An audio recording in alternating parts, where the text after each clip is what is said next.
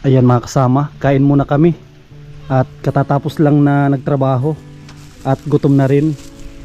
Ito po yung mga kahoy na binili natin. Yan mga kasama, oh, sobrang dami. Yan, nag-sponsor na rin ako ng 10,000 para maituloy po yung bahay ni Ate Marites. Yan po. Maraming salamat po sa inyong panonood at hindi pag-skip ng ads. Nakakaipon po tayo ng pondo pambili ng materyales para sa mga tinutulungan po natin. Yan po, imagine po ninyo, sa simpleng panonood po ninyo at hindi pag-skip ng ads, ito po yung na ipon natin pambili ng kahoy na napakadami. 3 puno ito. Yan, tara, kain muna tayo at gutom na ang kabayo.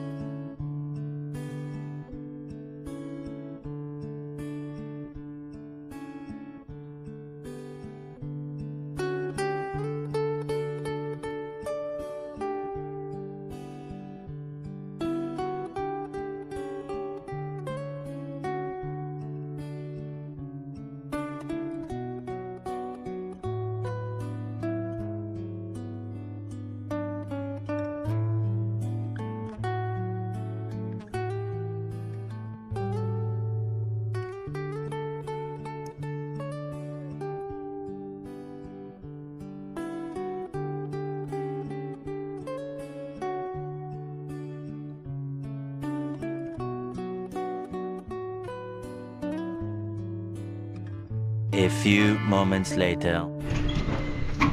Yan, may dala tayo ulit na materyales. Dala tayong semento at bakal. Parang nasabawan na. Hindi naman. Ay, kunti.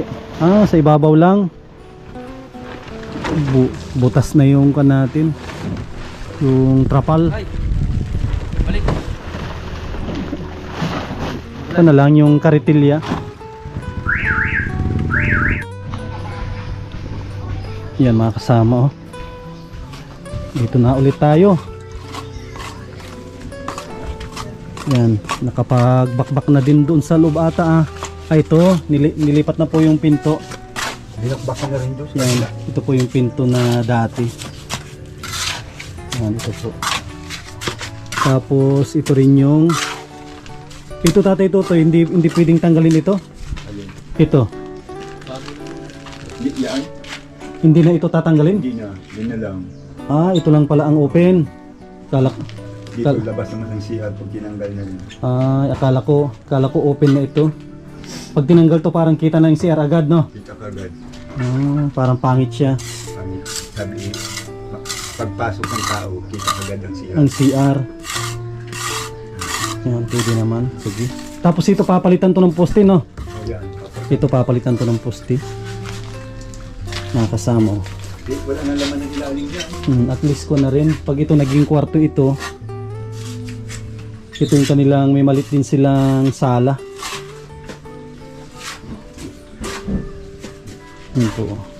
Ito lang yung tinanggal pala. Akala ko tinanggal na buo yan. Ito lang pala yung tinanggal. Tapos andito na rin yung kanyang lababo. Ayos na oh.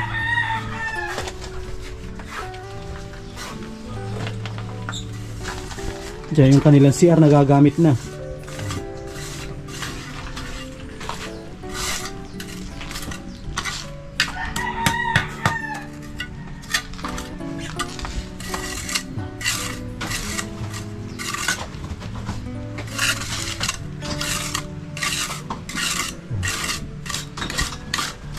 Lima. Yakba ko na ano.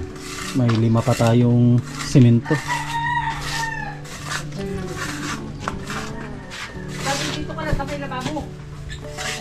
Ito na pala yung susunod. Oh. Ito na yung susunod na kailangan na repairin. Itong kabila. Itong kabila na to dapat ma-connect ito.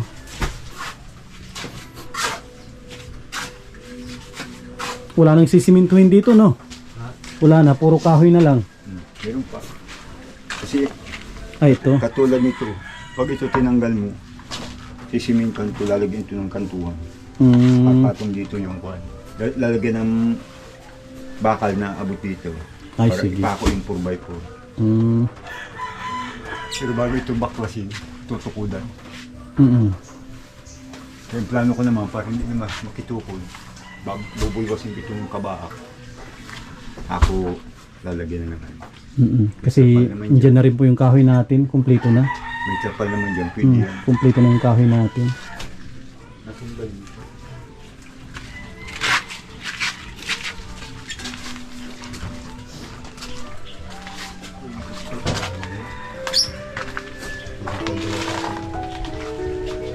Ay, dalawang hollow block. Ay, ito. Papatungan pa ito. Ito.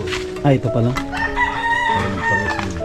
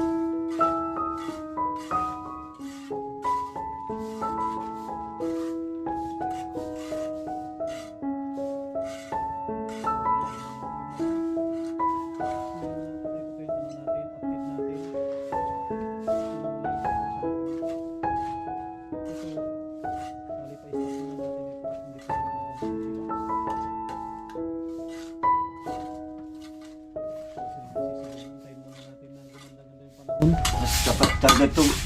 Hindi pwedeng hindi bulwasin to. Kasi paano ka malagay ng binunting? Hindi ka Tsaka ano? papalitan muna ng haligi. Dapat bago mo lagyan ng binunting, palitan mo ng haligi para makadirik Oo. ng larbuha. Kasi ang nakikita ko dito na matagal, talaga dapat magawa ng remedyo. Dapat may abang na yan na ano, May ibang nito. may nakatanim na bakal kasi yan, matagal yan. Kasi kung araw-araw is dalawa lang ang abang mo dyan, ilang araw yan. Tagal yan. Kaya dapat dito talaga mag-isipan ng paraan na kahit hindi pa magtuklap ng yero ay pwede siyang abangan, Tutukudan. tukod. Kasi kung Isa ng kahoy dyan. yun ang magawa natin ng paraan na ito ay ano siya na ito puputulin na ito pero may tukod, may kapalit siyang tukod. Ano muna, mapurma muna. Pakaputol niya. Oo. Pakaputol niya. Iatas mo ng bahagyan ng Kasi ang dami nating kahoy kung maaari isang araw kahit 3 poste ang pwedeng Pagkatapos naman ito, inaitayin na. Saka na birahin niya yung papunta ng Kasi ako kung ako ang tanungin, una-una talaga dito na ano, poste ang kasi yan talaga ang abang niya. Poste ang una na pwedeng kahit umuulan, poste ang ito kasi matagal po ito at hindi mo to pwede basta-basta na hindi pa patitigasin mo muna siya, hindi mo siya pwede agad na lagyan ng ano. putulin niya, no? Ayun, no? Kaya yun po yung ramdam ko ay sabi ko ito pa paano ito mo wala naman tikal na baga Kaya ang naisip ko nga na ibang paraan nga dito Tatay Tutoy ay poste ang unahin, pero dapat tukudan kasi ilang poste po ito kasi kung antayin namin ng January ay wala tayong magawa kung antayin natin ng January nito. Dapat ang magawa natin ng paraan ay mayroon nang nakaabang dito na ano na bakal kasi pag may abang na yan madali kahit baklasin mo itong sabay-sabay at may abang na pwede mo na siyang patayuan ng patayuan, pwede mo na agad ng paibutan. Pero kung walang abang hindi naman pwede na iuna natin yung abang na poste. Hindi naman pwede, mas mahirap po yung ganon. dapat yan na nakapix na Oo. yung parang paglaglag mo ng kaho ay ang Tulad nung ginawa natin na inuna natin yung mga abang na ano siminto. simento. Yun yung naisip ko at walang pag-asa yung panahon na opo, hindi pwedeng magbaklas.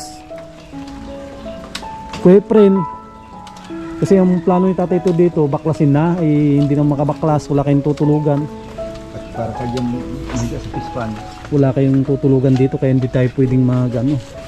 Kaya ko nito muna pa-stop muna natin at walang ano kasi siyempre nakakahiya din sa mga sponsor. Kaya yung gusto ko rin pag ko talaga tuloy-tuloy yung trabaho kaso hindi pwede, hindi tayo makapagbaklas dito.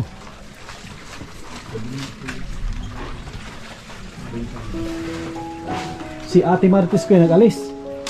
Sa taas po, nagagamas. Nagagamas, nag-extra. Siya po. Nag-extra pala siya ng ano. Extra pala siya ng ano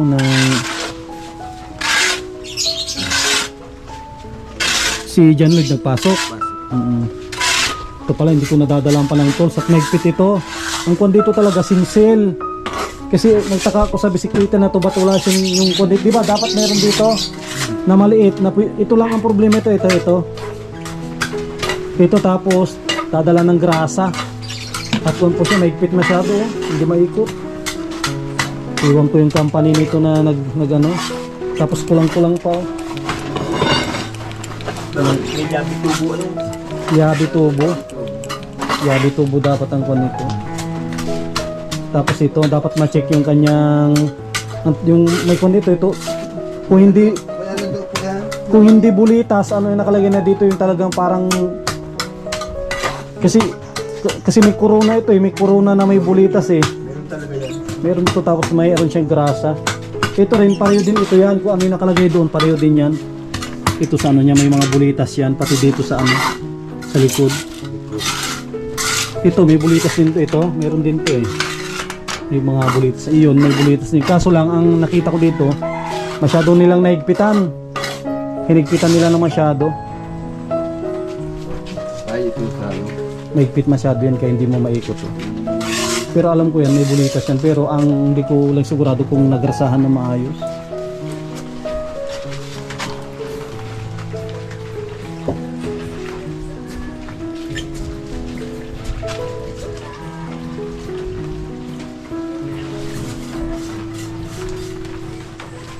Grabe itong ulan na to. Hindi nakikisama po yung panahon. Yun ang isang problema natin dito.